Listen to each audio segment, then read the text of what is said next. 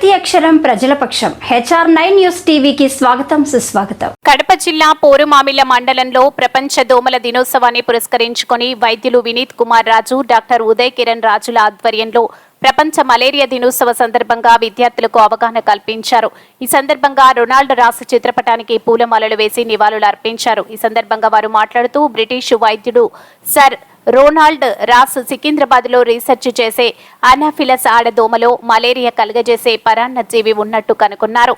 ఎంతో మంది మలేరియా జ్వరంతో చనిపోయే వారిని కాపాడుతున్నారు.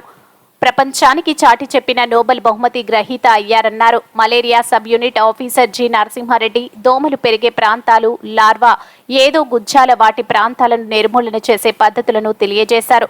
స్కూల్ ప్రధానోపాధ్యాయుడు జి పెంచలయ్య స్కూల్ విద్యార్థులకు దోమల పట్ల జాగ్రత్తలు తీసుకుంటే దోమ కాటుకు గురి కాకుండా ఉండవచ్చు అన్నారు. ఇంటి పరిసరాలను, వ్యక్తిగత పరిశుభ్రతను పాటించాలన్నారు. HR9 న్యూస్ ఏపీ మరియు Telangana incharge M Ramachandraiah, AP incharge Hridayanath, Kadapa జిల్లా staff reporter Ganga Subbarayudu, MLC రామచంద్రయ్యను మర్యాదపూర్వకంగా కలిసిన ఒంటిమిట్ట ముస్లిం మైనార్టీ నాయకులు మరియు Vontimitta ZPHS high school chairman Sheikh Safi, Rajampet నియోజకవర్గం ఒంటిమిట్ట మండలం ముస్లిం మైనార్టీ నాయకులు మరియు ZPHS high school chairman Sheikh Shafi, MLA Ramachandraiah Kadapa తన స్వగృహంలో మర్యాదపూర్వకంగా కలిశారు. ఈ సందర్భంగా రామచంద్రయ్య మాట్లాడుతూ అందరం కలిసికట్టుగా పార్టీకి పనిచేసే తెలుగుదేశం పార్టీని అభివృద్ధిలోకి తేవాలని, పార్టీ అధినేత ముఖ్యమంత్రి నారా చంద్రబాబు నాయుడు ఆదేశాలు మెరుగు ప్రతి ఒక్కరూ తెలుగుదేశం పార్టీ కార్యకర్తలు గాని, నాయకులు గాని పార్టీని అభివృద్ధి మార్గంలోకి నడిపించాలని, ప్రజలకు ఎటువంటి ఇబ్బందులు కలగకుండా చూడాలని పార్టీ నాయకులు మరియు కార్యకర్తలు తమ వంతు కృషి చేసి పనిచేయాలని కోరారు. ప్రతి ఒక్కరం దోమల సంతానోత్పత్తి